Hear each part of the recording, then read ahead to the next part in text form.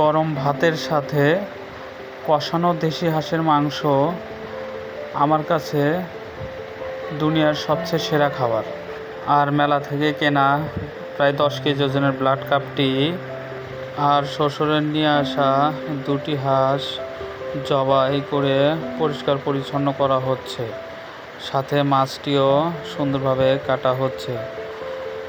মাছ কাটার সময় আমাদের ফ্যামিলির সবাই একসাথে বসে মায়ের হাতের মাছ কাটার দৃশ্যটা দেখি এবং সাথে হাঁস কীভাবে কাটতে হবে সেটাও একটু দিক নির্দেশনা দিই।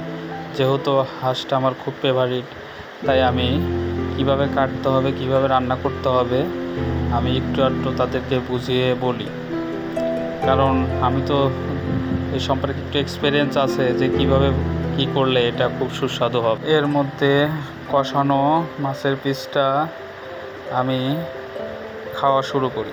তারপরই চলে আসে কষানো ধোয়াটা ভাতের সাথে হাঁসের মাংস।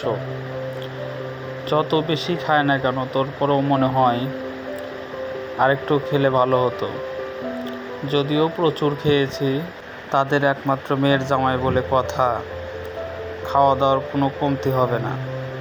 সব সময়ের জন্য এটা সেটা খাওয়া দাওয়ার উপরেই থাকতে হয় সব সময়।